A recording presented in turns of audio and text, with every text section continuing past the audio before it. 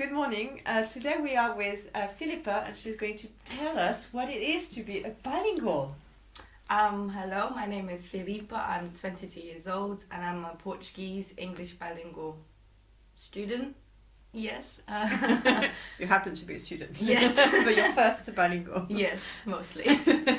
Can you tell us a little bit about yourself and your cultural background? I was born in Portugal. I was born and raised in Portugal.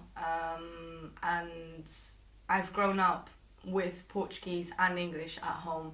Although I do feel that I'm more comfortable with Portuguese because I grew up in a Portuguese culture and a Portuguese background, so I missed out on that cultural factor. Yeah. For So are you English. catching up here now? Yeah, definitely. Yeah, I've been here for 3 years now, so definitely. How many languages do you speak fluently? Fluently 2, Portuguese and English. Yeah. And do you speak other languages? Yes, I do speak Spanish and French fairly well. Quite trilingual. Yes, On impressive. your way out. Yeah, it is. What languages do you speak at home? I mean, now as a student, maybe differently. So let's say home here in the UK or home. So at home, Portuguese and English. Portuguese with my dad and English with my mum. And here, mostly English, but sometimes Spanish because I have a Spanish flatmate. So Okay. that's very good. Yeah. So you don't practice much of your Portuguese at the moment? No, not really. You know. Except for because I do a translation module, so we do interpreting as well. So there's a lot of Portuguese in that, but that's mostly it. Yeah. And so at home when you were a child, was that always a separation between daddy's language and mummy's language? Yes, I kind of neglected English because I was the only one in my friend group who spoke a different language. No one else spoke it. It was only me and my mum and my brother, so I kind of fought against English a bit and I favoured Portuguese a lot more. And I do regret it looking back now because that's a bit silly, but I was young, so. That's fine. But that's what we're discussing about. In this case, a mum of a young child, and the pressure you have from your peers to just be like everybody else. Yeah, just and trying to everybody fit else in. speaks one language. Yeah. You want to adapt. So why should I want to be any different? Why should I didn't really want to stand out at the time. Even it would be a good way to stand out for good reasons because of languages, but. Do you think your attitude may have changed as you were growing up regarding using English as a bilingual in Portugal? It definitely did because I clearly remember I was very young. I couldn't have been older than 8 or 9, and I had some cousins from Wales come visit us in Portugal, and this is in the summer holidays. And my brother got sunburnt on his back. And I was trying to tell my cousins, look, he's sunburnt, it's funny. And I clearly remember just saying, if you look, his back. That's all I could come up with to tell him that his back was burnt and peeling. And then I think that after that, I realised that wasn't enough to communicate and something kind of clicked in my brain and I thought, I have to do something about this. And so from that moment, did you start using English more? With my mum, and also there was this girl a couple years after that came into my class and she was English. She didn't speak a word of Portuguese, and we were kind of forced to sit together because of the common language. And at first we didn't really like it because why are they forcing us to sit together? But then we realised that we quite liked each other. We became good friends, and my English just sort of blossomed from there. That's good. Because it's funny because we've met with other people, with other, in this case, parents. It's just that my point of view is just like, actually, in some cases it just can bring the opposite. Like you just want to just hide that language. Yeah. Very good if it worked for you that you actually did the opposite.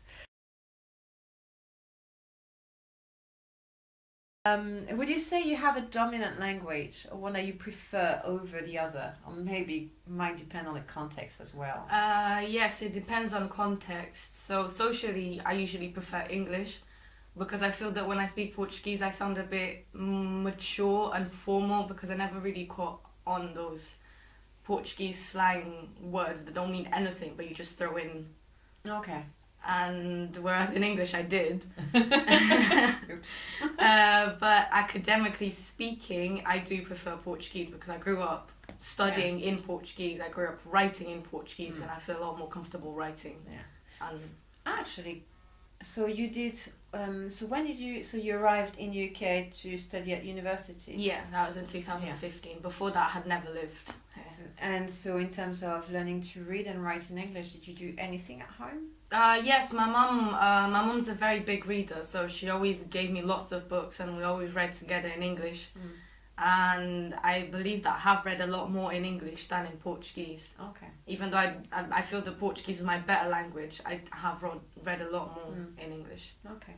And in terms of writing, how was it to, in a way, adapt to what is expected in terms of academic writing in English, if you had never really done anything kind of very formal about writing in English? I think that came with practice, especially writing emails, because I've been writing a lot of emails to lecturers and teachers and for job interviews and all that sort of thing, and I didn't really want to sound like I'm just meeting someone on the street and saying, "So how you doing?" So that's kind of given me a bit of practice to write in a more formal way. But again, because I don't study English subjects, I've kind of missed out on that as well, because I study Spanish, French and translation. Yeah, so you don't need to write essays that much. And when I do, it's either in Spanish or in French. Okay. And would you say that in this case you have different styles? Yes. I can sound a lot more intellectual and knowledgeable in Portuguese, but I think that's just because of the way the language is. The same with Spanish and French, kind of. I don't really think I have a particular style in English. It's just whatever comes. If in the end you end up, if you do translations, then you'll have the style of the person I will you're eventually translating. develop one, yes.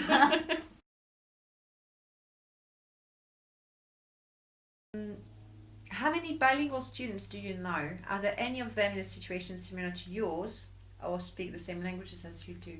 I do know some. Some of them are Portuguese, English bilinguals, but I also know some Spanish, French bilinguals.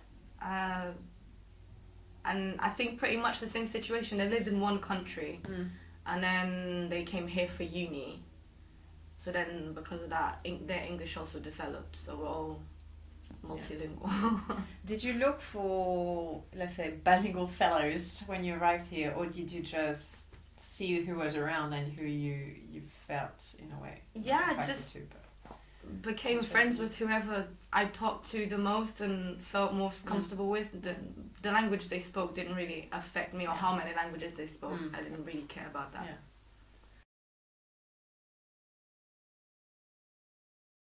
As a bilingual, do you think you sometimes have an advantage over other students at Essex, whether in an academic context or in terms of employment opportunities?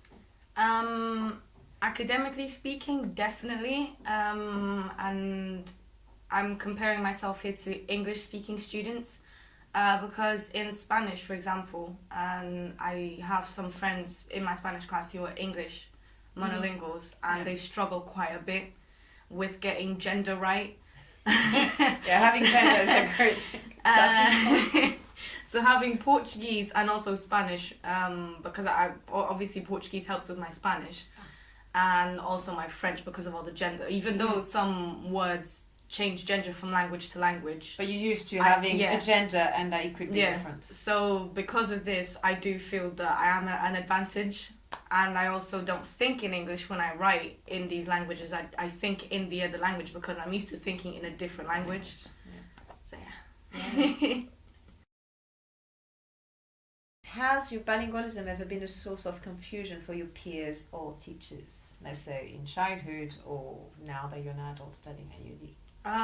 Not here, because obviously here this is a very international uni, and I think most people in my course are, to a certain extent, bilingual.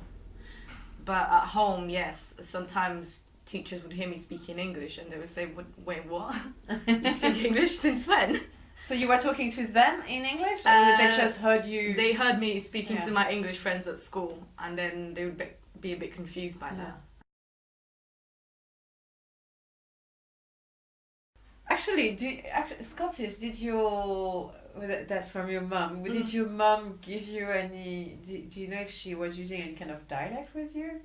No, she wasn't, because she has lived in Portugal for over 30 years now. Okay, so she speaks pretty standard English. Obviously, some words here and there that are Scottish, but that I also use.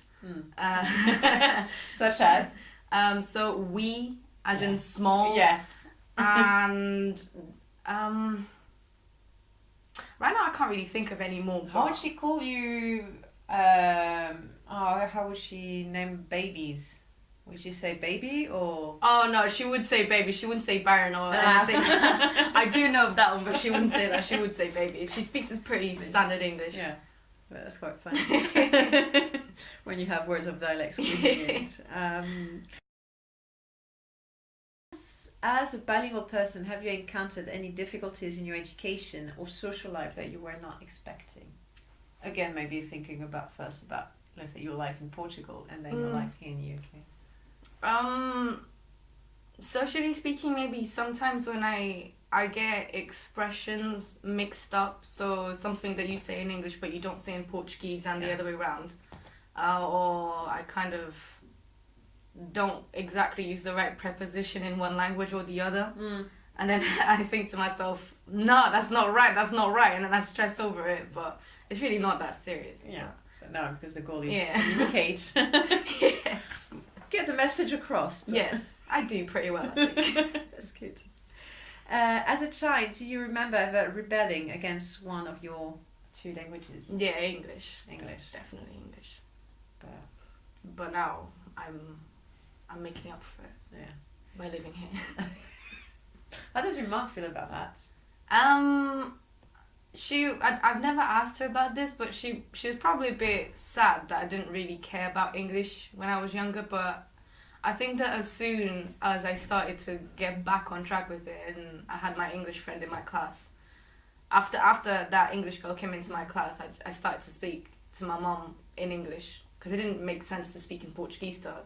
Yeah, because obviously, because she's an English speaker, she's a native English speaker, and although she speaks really good Portuguese, English is her first language. Yeah. So I think that after that, she was probably pretty happy that I'm now speaking English. I don't know, you have an English diploma. So. Yeah. Certified. Are you planning to learn more languages in the future? So now you have English, Portuguese, Spanish, French. That's four already. Yeah, I've been to Galicia to learn Galician. It's very, very, very similar to Portuguese. Okay, it's a bit close, yeah? Yeah, because it's basically Portuguese and Galician used to be the same language, but then because of territorial reasons and historical factors and all that, they've split up. And I did go there to learn a bit of it, so I can kind of communicate in Galician without sounding too Portuguese. But maybe I would go for Italian just another out Romance of interest. language? Yeah, why not? Maybe Romanian later on. Yeah, might as well do all the Romance languages. I know some of them pretty well already, so why exactly. not? God, there's only 8. Where do you think languages are headed in UK? So obviously we're not educated in the British system, but so let's say, at least from your experience at university, how do you feel about languages generally? How they are taught or how they are perceived?